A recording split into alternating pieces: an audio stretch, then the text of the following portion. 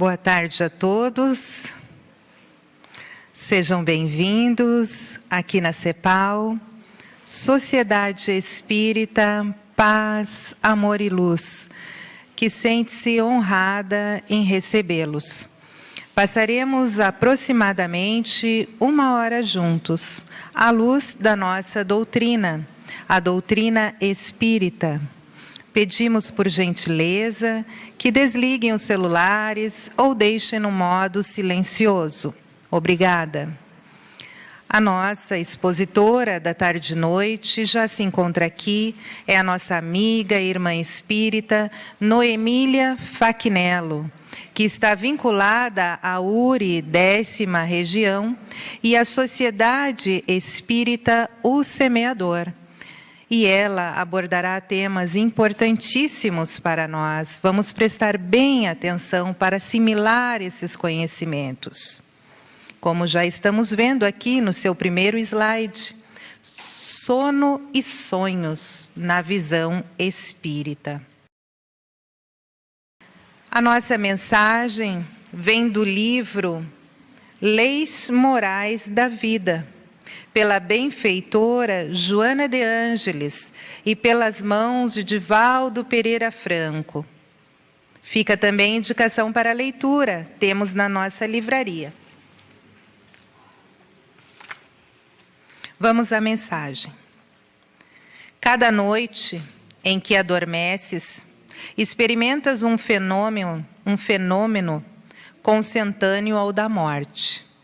Dormir é morrer momentaneamente. Desse sono logo retornas, porque não se desatam os liames que fixam o espírito ao corpo. Podes, porém, pelas ocorrências que experimentas na esfera dos sonhos, ter uma ideia do que te sucederá nos círculos da vida, após o desenlace definitivo. Por tal imperativo, então, aprimora-te, eleva-te, supera-te, mediante o exercício dos pensamentos salutares e das realizações edificantes.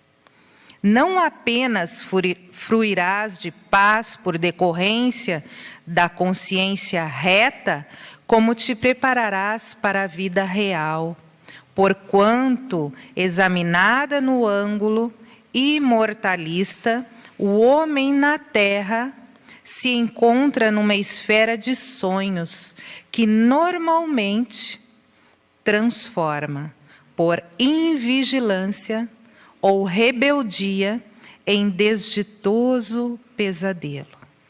Com votos de muita paz, muita alegria, vamos receber a palestrante Noemília Fachinello. Seja bem-vinda, amiga.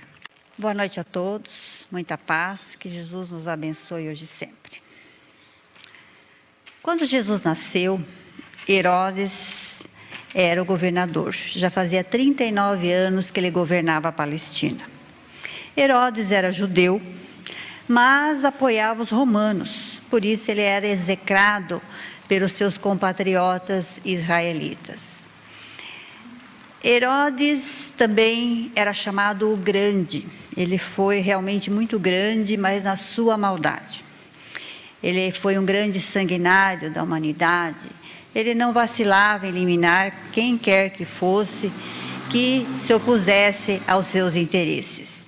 Ele mandou matar 3 filhos, várias esposas, familiares, amigos, por capricho ou medo que alguém viesse lhe tomar o poder. Por ser judeu, Herodes conhecia as Escrituras, o Torá, e sabia das profecias da vinda de outro Messias. Então ele temia os profetas, as profecias. Ele temia que esse novo rei, esse Messias, viesse lhe tomar o poder. Ele temia a reação popular diante desse novo rei. Então, ele, o rei e a corte, sempre viveram em constante temor até a sua morte. Nos conta a história que ele determinou que no dia que ele morresse, que estivesse sendo velado no anfiteatro de Jericó, que fossem executados os homens mais estimados, os homens mais famosos da cidade, para que houvesse muitas lágrimas, muita tristeza no dia do seu funeral. Não necessariamente por ele, mas que tivesse a cidade muita tristeza. Mas diz a história que, devido à interferência do seu cunhado e da sua irmã, este fato não se concretizou. Então, ele foi considerado realmente um grande fascínio da humanidade. Ele vivia rodeado de adivinhos, de mágicos, o que era relativamente comum naquela época nas cortes.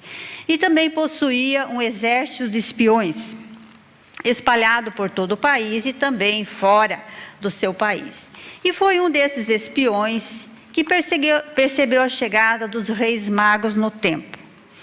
E eles estavam justamente à espreita, à espera de qualquer oportunidade para saber a identidade ou paradeiro do Messias. Mas os 3 reis magos tiveram um sonho que os alertou que eles não deveriam retornar pelo mesmo caminho.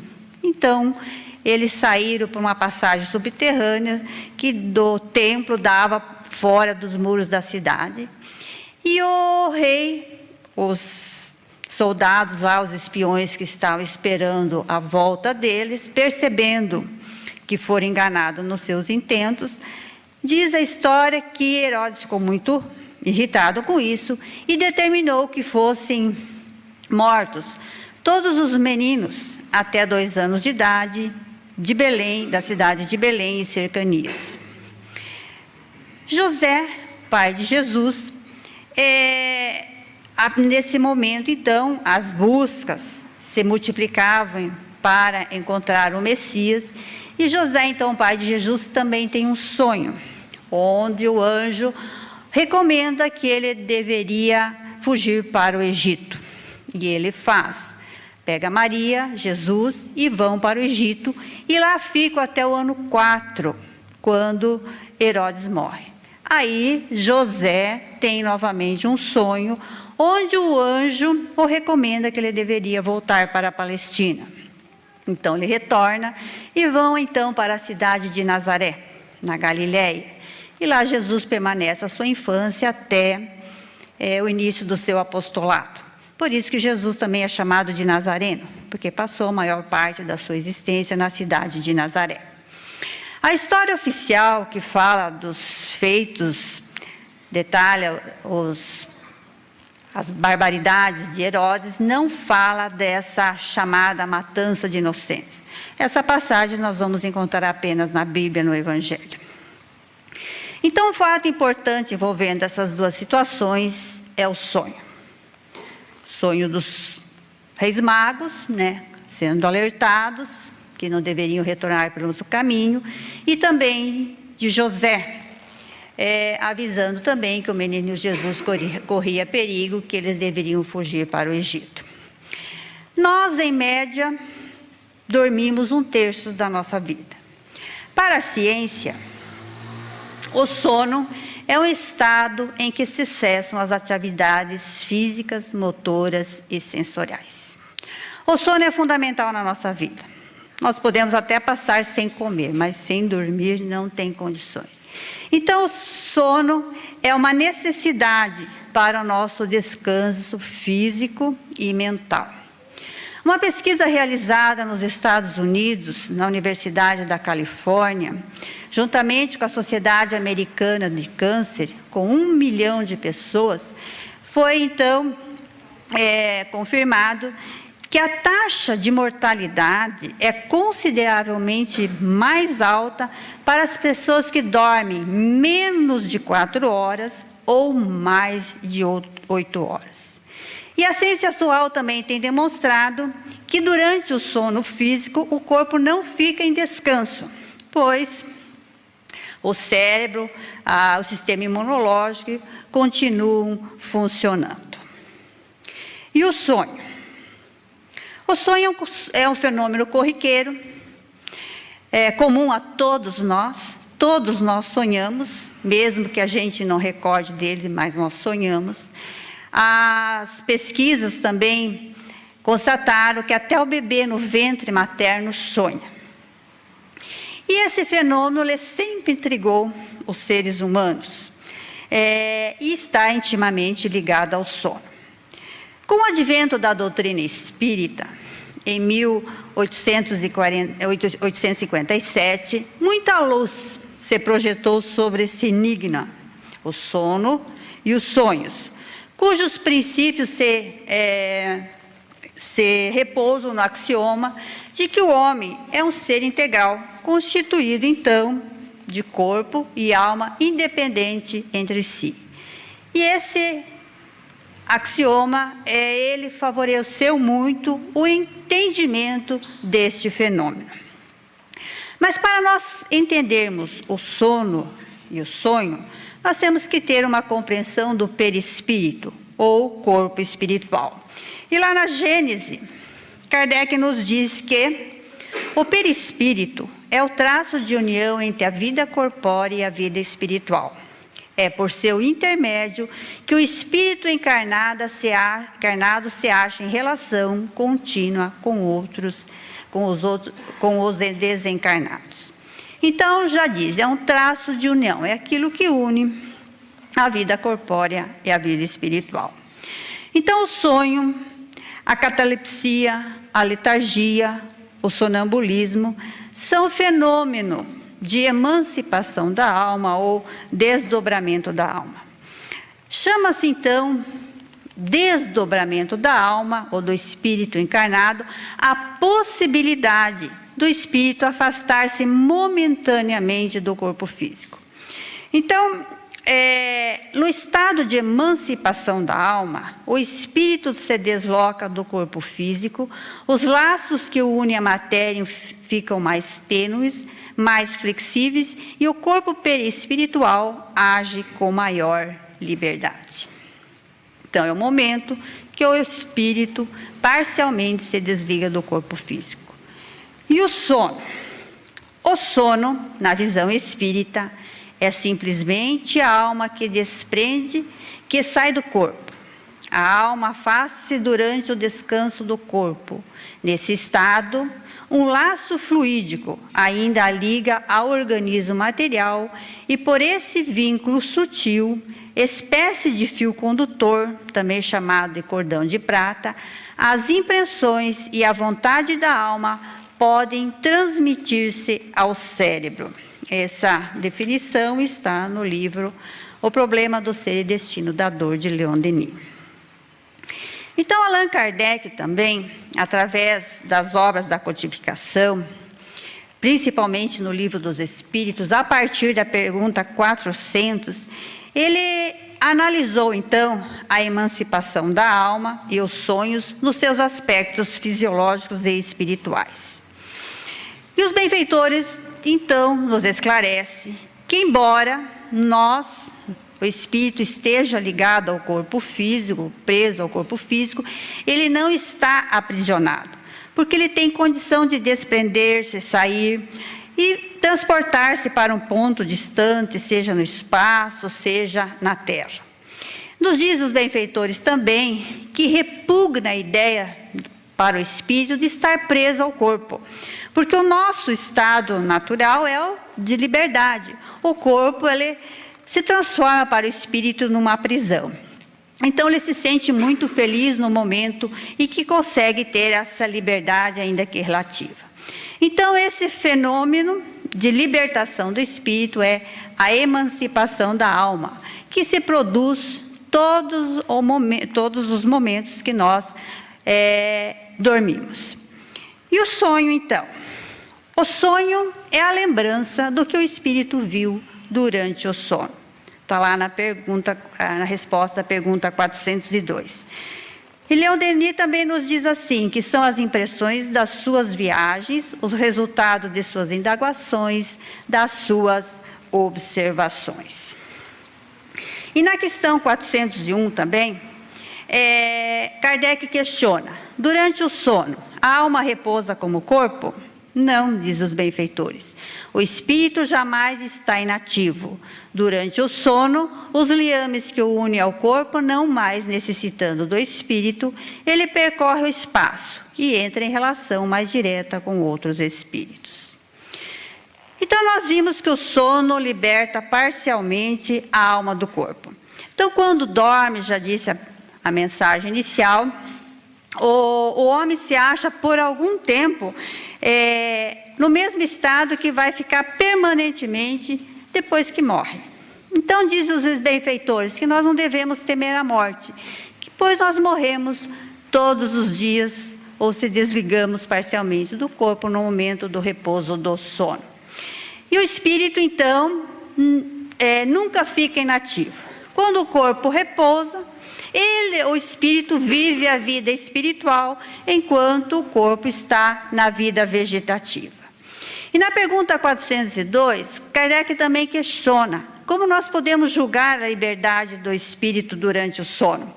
E os benfeitores dizem que é pelos sonhos.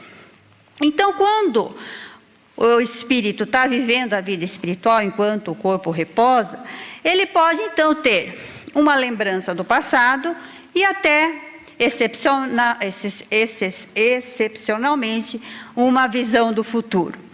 E então, quando o espírito se desprende do corpo no momento do sono, ele tem mais poder, porque ele tem mais liberdade de ação. E aí ele pode entrar em contato, então, com outros espíritos, seja encarnados ou também desencarnados. E aí o que nós fazemos durante o sono? Nessas nossas viagens. Alguns vão em busca dos benfeitores, de espíritos mais elevados, estudam, pedem conselhos, recebem orientações, mas também tem aqueles que se afinizam com, vamos dizer assim, as situações, espíritos inferiores, vão em regiões de baixa vibração, e lá estão junto com aqueles que se afinizam.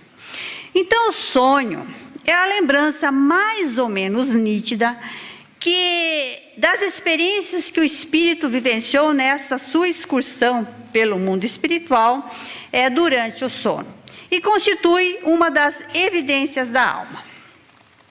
Martins Peralva, no seu livro Estudando a Mediunidade, ele classifica o sonho em três tipos, que são sonhos comuns, sonhos reflexivos e sonhos espíritas.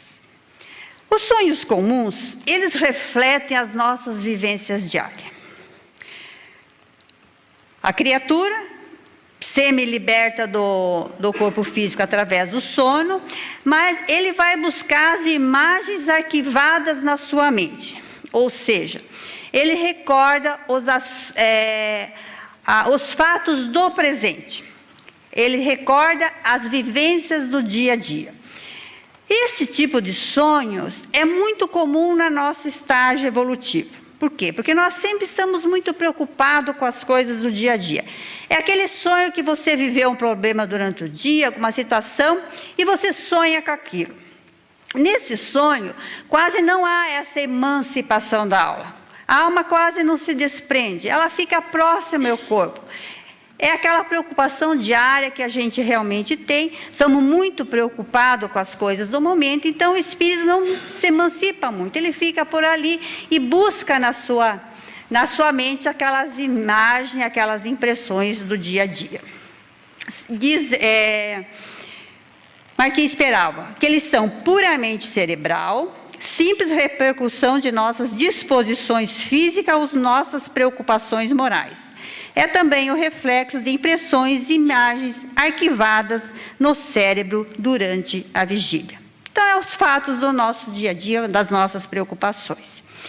Já os sonhos reflexivos, o espírito vai buscar imagens arquivadas, impressões do seu inconsciente. Então, esses sonhos, a criatura recorda fatos mais remotos dessa existência e até de outras existências. E é mais comum até fatos de outras existências ser recordados pelo espírito.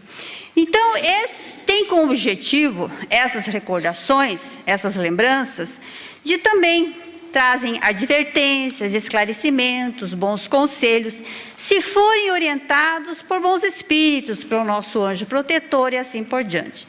Mas também nossos inimigos espirituais, obsessores, enfim, muitas vezes incentivam essas lembranças, fazem com que a gente volte ao passado, com o objetivo de nos causar medo, de nos humilhar, de fazer com que a gente desvie dos bons caminhos, dos bons propósitos que nós estamos imbuídos nessa existência. Então, tanto nos sonhos comuns, como nos sonhos reflexivos, o espírito não tem essa grande emancipação da alma. Ele gira na atmosfera e não se afasta muito. Já nos sonhos espíritas, aí o espírito, sim, ele adquire maior liberdade e vai realizar alguma tarefa no mundo espiritual. Leon Denis chama esses sonhos de etéreos e profundos, porque o espírito sai, tem maior liberdade, ele vai para o espaço, percorre a terra, vai ao encontro de seres amados, de amigos, de familiares, de benfeitores espirituais. Esses sonhos dificilmente nós recordamos, devido à impotência vibratória. Então, o espírito ele vai muito longe e vive a sua memória espiritual. Ela não chega, então, à nossa memória física. Mas esse sonho ele tem um ponto muito importante. É a lei da afinidade. É a nossa condição moral, espiritual, que vai definir a qualidade dos nossos sonhos. É essa nossa condições que vai, então, definir as companhias que nós vamos eleger no momento do nosso desprendimento do corpo físico. E as regiões que nós vamos visitar também. Então, nesse sonho, nós somos realmente aquilo que nós somos. Reflete, então, a nossa realidade interior. É aquilo que nós somos, aquilo que nós pensamos realmente. Então, nós dormimos como vivemos. Nossos sonhos são o retrato da nossa vida moral e espiritual. Lá no livro dos médiuns, Allan Kardec nos diz que as manifestações visuais mais comuns durante o sono são as visões. E elas podem ser, então, uma visão atual das coisas presentes e ausentes, ou uma retrospectiva do passado, ou, em alguns casos, então, um pressentimento do futuro, e também essas imagens, essas recordações que os espíritos muitas vezes nos induzem para nos auxiliar, para nos animar, isso se forem bons espíritos. Por isso que tem o ditado que diz que a noite muitas vezes é uma boa conselheira, quando nós somos bem assessorados, obviamente. Tem o inverso também acontece, quando nós envolvemos com os espíritos inferiores, com os nossos inimigos, vamos em regiões de baixa vibração. Quando acordamos, muitas vezes estamos desanimados, cansados, irritados e assim por diante. O sono, então, além dessas propriedades que possibilita a nossa restauração física, o sono também nos ajuda no nosso enriquecimento espiritual. No livro Entre a Terra e o Céu, psicografia do Francisco Cândido Xavier, pelo espírito André Luiz, lá ele narra um episódio muito interessante, muito emocionante, que é o encontro de uma mãe que está encarnada, chama Antonina, com o seu filho Marcos, que já desencarnou aos 8 anos de idade, e ele está sendo atendido no lar de bênção no mundo espiritual. Então, a equipe espiritual planeja esse encontro da mãe com o filho já desencarnado. E foi uma cena muito emocionante. Emocionou todos ali da equipe espiritual, André Luiz, aquele encontro da mãe do filho. E o benfeitor Clarencio esclarece a André Luiz. Diz assim: nossa amiga não poderá guardar positivas recordações daquele encontro. Raros espíritos estão habilitados a viver na Terra com as visões da vida eterna. A exata lembrança para ela redundaria em saudade mortal. O contato com o reino espiritual, enquanto nos demoramos no envoltório terrestre, não pode ser dilatado em toda extensão, para que nossa alma não afrouxe o interesse de lutar dignamente até o fim do corpo. Recordar-se-á, porém, do filhinho mais vivamente, o bastante para sentir-se reconfortada e convicta de que Marcos a espera na vida maior. A maioria de nós, acho que já sonhou com algum ente querido que já se foi, e quando a gente acorda com um sentimento, assim, com a presença dele junto de nós, obviamente nós nos encontramos na espiritualidade. Mas diz aí que essa lembrança não pode ser muito exata, porque senão as pessoas desistiriam da vida física, já queríamos partir para o mundo espiritual. Na visão espírita também, o sonho contribui para o avanço da humanidade. Muitas descobertas, muitas invenções ocorreram quando os cientistas, os homens aqui, sonharam, tiveram visões de algo e aí acordaram, trouxeram a lembrança e realizaram seus feitos. Allan Kardec narra um sonho muito interessante que ele teve, está na Revista Espírita de junho de 1866. Ele narra que ele teve um sonho, ele sonhou que viu um grupo de pessoas no meio de uma rua, e essas pessoas conversavam. Ele não identificou nenhuma daquelas pessoas, ele não conhecia. Ele procurou, então, prestar atenção no que elas conversavam, mas ele não conseguiu. Mas diz que surgiu uma inscrição brilhante no muro que dizia: descobrimos que a borracha enrolada sobre a roda faz uma légua em 10 minutos. Aquela inscrição apareceu, ele leu e ela logo sumiu. Quando ele acorda, ele teve a intuição que aquilo trazia algum objetivo. Ele, vamos dizer assim, ele ficou encucado com aquele sonho, mas não sabia qual é. Naquele momento, aqueles dias, ele não estava com a sua saúde meio abalada. E ele consultou o Dr. de Meury, que foi um médico na Terra, e estava no mundo espiritual, e Allan Kardec conversa com ele, e aproveita para falar desse sonho. Perguntar para o espírito que significado traria aquele sonho. O espírito, numa demonstração de humildade, pediu um tempo para se inteirar sobre o assunto. E marcou um outro encontro no outro dia com o Kardec. E vamos dizer assim, essa passagem inusitada do codificador demonstra muito claro que os benfeitores já falaram, que os espíritos, mesmo bons, eles não sabem tudo. Muitos têm que se inteirar sobre o assunto. O fato é que aquelas pessoas que Kardec viu no sonho, elas eram reais. E elas trocavam, na erraticidade, impressões, informações para uma descoberta que viria a ser o pneu, e que já estava sendo desenvolvida, já planejada no mundo espiritual. Então, esse Dr. de Meury, ele diz a Kardec que muitos encarnados, dispostos a auxiliar o engrandecimento, o progresso da humanidade, se encontram em sonho, desprendido do corpo físico, no mundo espiritual e discutem sobre as suas tarefas, os seus projetos aqui na Terra. Temos exemplo de Thomas Edison, por exemplo, ele sonhou com o fonógrafo e outras invenções antes de inventar. Ele sonhou, depois ele desenvolveu aqui na Terra.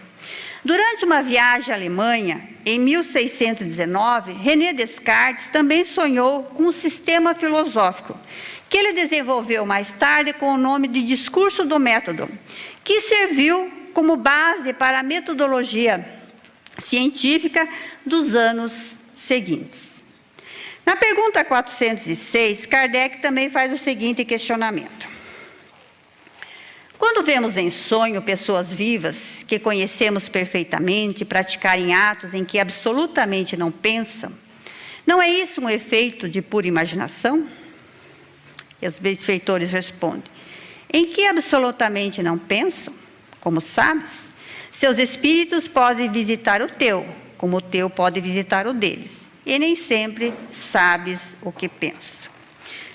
Então, significa dizer que a maioria de nós desconhece o sentimento, o pensamento do próximo.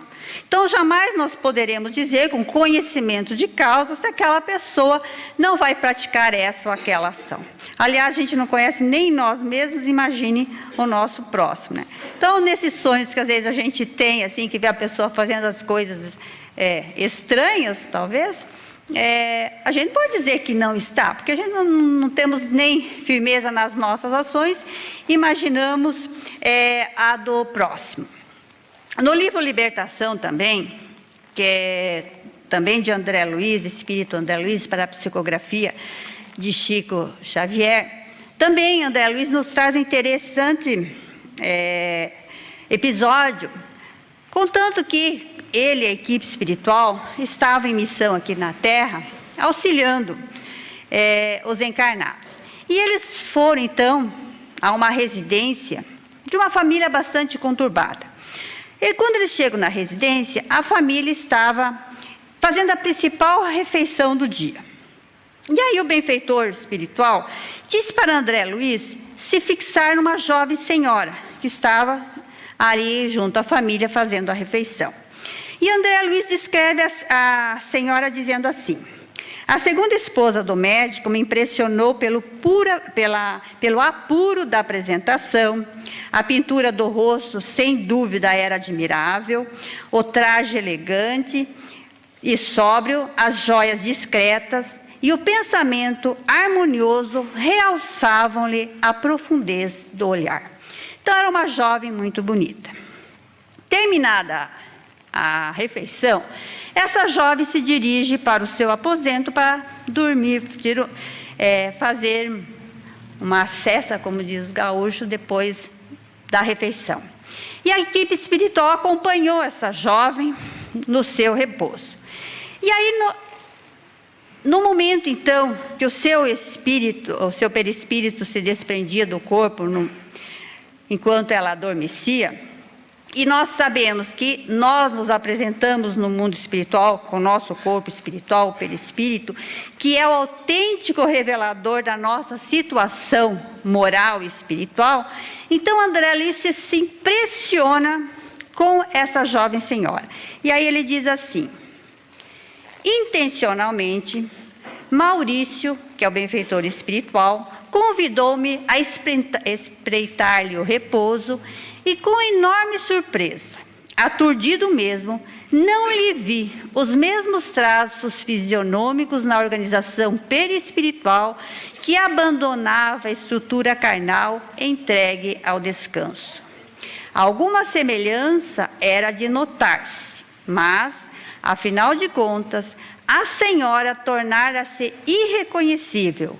Estampava no semblante os sinais das bruxas dos velhos contos infantis. A boca, os olhos, o nariz e os ouvidos revelavam algo de monstruoso. Então, o sono físico é o mais efetivo revelador do nosso caráter moral e espiritual. Heráclito de Éfeso, que foi um filósofo grego, ele diz assim: quando acordadas, as pessoas têm o mesmo mundo em comum. Ao dormir, cada uma tem o seu mundo particular. Encontramos também no livro Libertação outra interessante lição.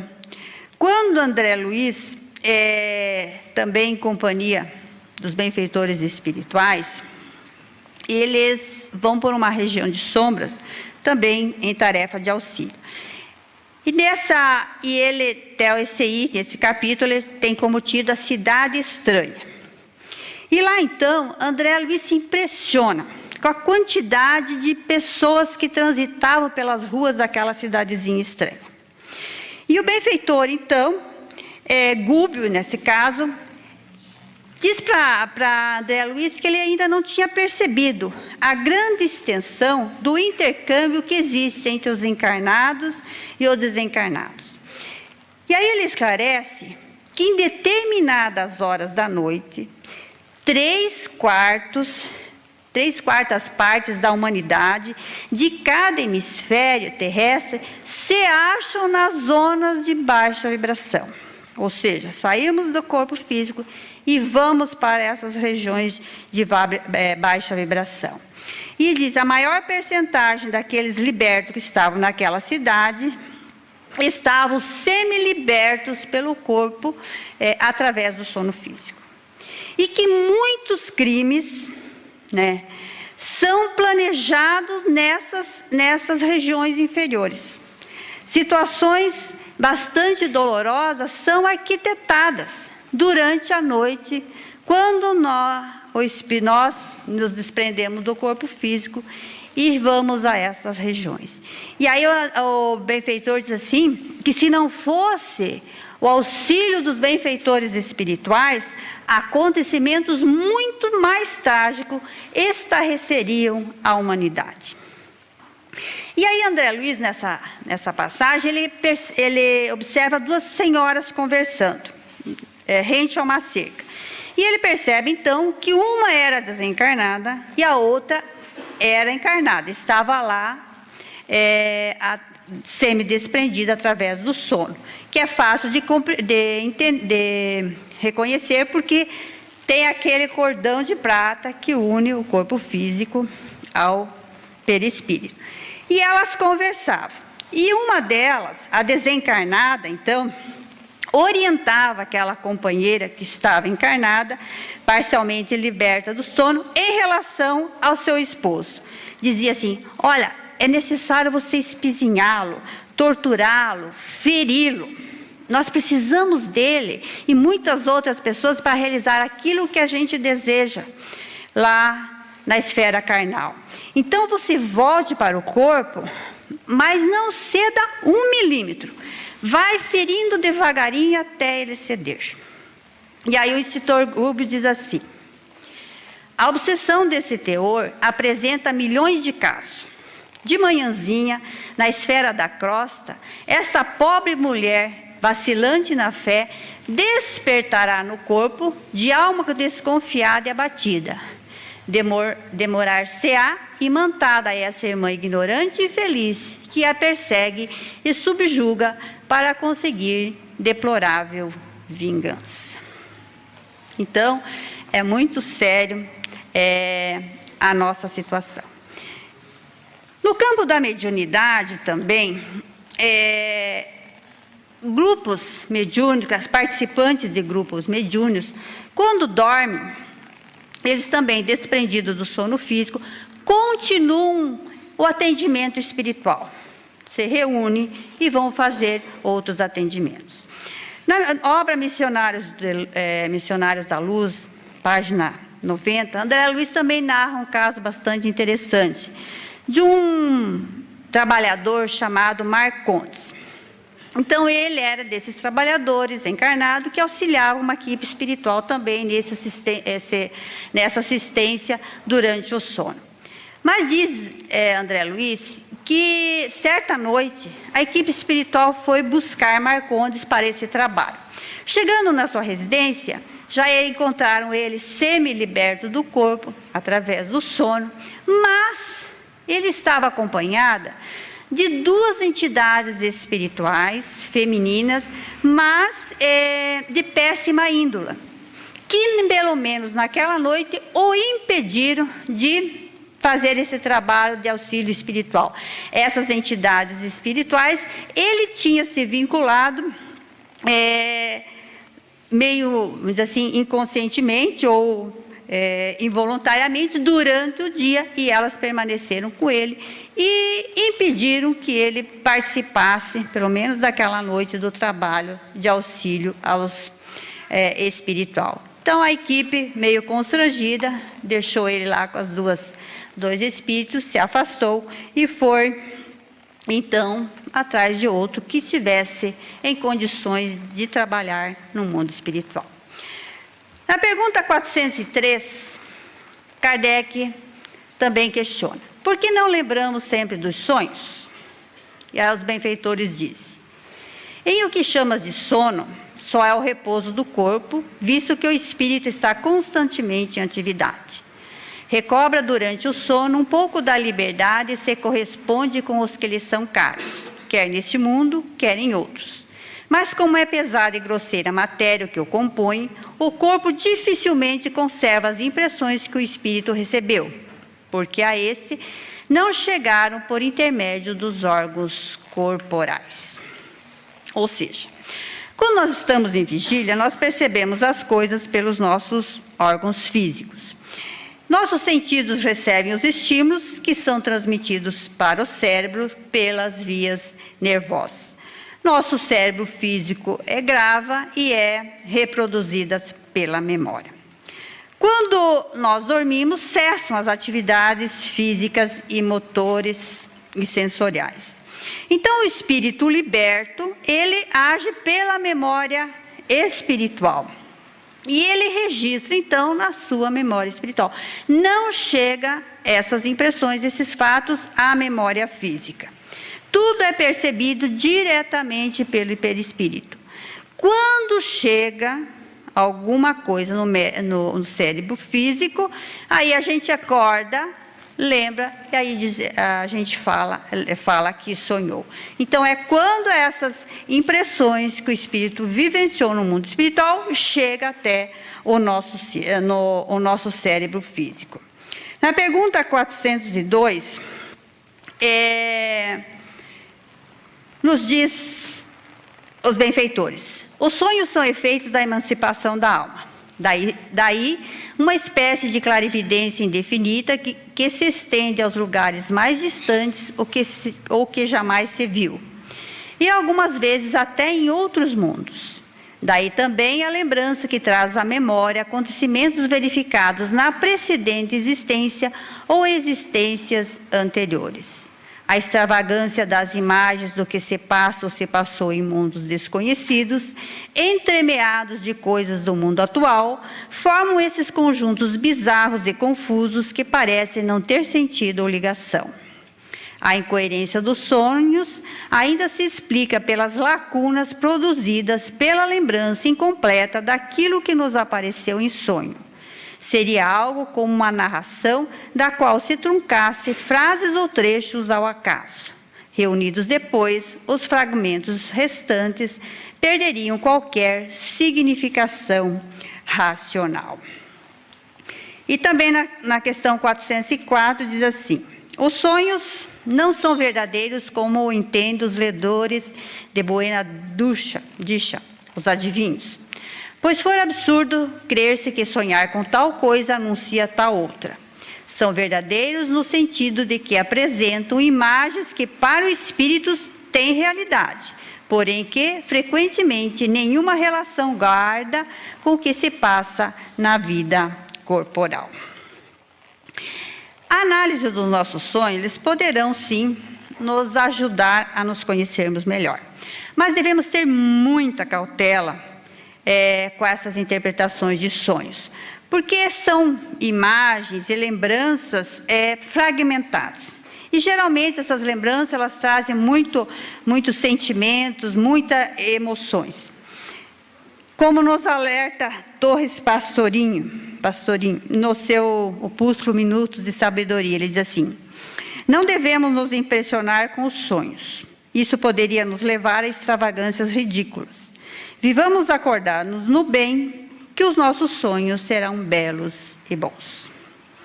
Então, se nós acordamos dispostos, alegres, otimistas, nossos sonhos foram proveitosos, foram bem assessorados pela espiritualidade maior. Mas se a gente acorda cansado, como diz com o pé esquerdo, devemos ter mais cuidado, porque, com certeza, a nossa excursão no mundo espiritual não foi das melhores. André Luiz, na obra Missionários da Luz, nos transmite uma preciosa informação do mentor Alexandre. Diz assim: quando encarnados na crosta, não temos bastante consciência dos serviços realizados durante o sono físico. Contudo, esses trabalhos são inexprimíveis e imensos. Se todos os homens prezassem seriamente o valor da preparação espiritual diante de semelhante gênero de tarefa, certo efetuaria as conquistas mais brilhantes nos domínios psíquicos, ainda mesmo ligado aos envoltórios inferiores. Infelizmente, porém, a maioria se vale inconscientemente do repouso noturno para sair à caça de emoções frívolas ou menos dignas. Relaxam-se as defesas próprias e certos impulsos, longamente sopitados durante a vigília, extravasam em todas as direções por falta de educação espiritual verdadeiramente sentida e vivida. Então, por isso é necessário nós vivermos de acordo com os preceitos espíritas, com os ensinamentos de Jesus, vivendo o amor, o perdão, a abnegação, a prece, a meditação antes de dormir é fundamental para nós conseguirmos essa sintonia com a espiritualidade maior. É um grande erro nós acharmos que o nosso momento de sono é uma página em branco na nossa vida. Não é. Ela é escrita, pode ser com uma tinta invisível, mas tão importante tanto aquela que nós vivemos no nosso dia a dia. Muitas vezes, ou a maioria das vezes, nós não imaginamos a influência que o sono traz no nosso estado físico, emocional, de ânimo, nas ideias, nos sentimentos. Então, da mesma maneira que ocorreu lá com os Reis Magos, com José, que tiveram alerta, direcionaram os seus caminhos para o bem, nós também, com certeza, somos avisados quando envolve determinados acontecimentos na nossa vida, por exemplo, doenças, morte, sucesso, insucesso. E aí os benfeitores sempre estão prontos a nos auxiliar. Tem um sonho premonitório que ficou clássico, é do presidente Abraham Lincoln. Mas dias antes de ele morrer, ele sonhou e contou para um amigo dele que escreveu no seu diário. Esse amigo, Arthur Lehman, ele diz assim: há mais ou menos 10 dias, Lincoln me disse: fui deitar-se tarde e sonhei que saía da cama e vagava pelos quartos, não vendo pessoa nenhuma, mas ouvindo gente chorar. Para tentar descobrir o que estava acontecendo, desci as escadas e rumei para o salão leste da Casa Branca, onde, com grande surpresa, havia um cadáver coberto sobre uma plataforma. Perguntei a um dos guardas presentes quem havia morrido, e ele me respondeu que fora o presidente assassinado. 7 dias depois, então, desse sonho, Lincoln é assassinado. Então, como nós poderemos aproveitar melhor nosso sono? Como nós poderemos sintonizar com a espiritualidade maior, com os bons espíritos, para nos trazer algo de bom durante o nosso dia? Como fazer para nos desvincular dessas entidades inferiores? O importante é que nós não durmamos espiritualmente enquanto estamos acordados fisicamente. Tem aquele ditado que diz: dize-me com quem andas, te direis quem és. Em relação aos nossos sonhos, nosso sono, é a mesma coisa. Diga-me o que pensas, direi quem te acompanha.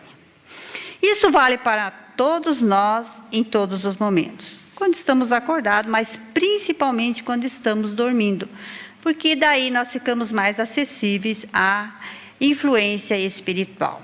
Então, a prática do bem, a caridade, pensamentos elevados, a prece, pedindo amparo aos benfeitores espirituais para uma boa noite de sono é fundamental. Temos lá o exemplo de José e os Reis Magos, homens virtuosos, disciplinados, foram orientados para o bem. Mas, com certeza, Herodes também tinha sua assistência mais para a maldade. Então, é fácil perceber ou saber a companhia espiritual que nós temos ou que queremos durante o sono. Vai depender da nossa afinidade. E, por fim, para encerrar, um pequeno trecho da questão 402 do Livro dos Espíritos. O sono é a porta que Deus lhes abriu para entrar em contato com seus amigos do céu. É o recreio após o trabalho, enquanto esperam a grande libertação, a libertação final que deve devolvê-los ao seu verdadeiro meio. Obrigado pela atenção, que Deus abençoe a todos e muita paz.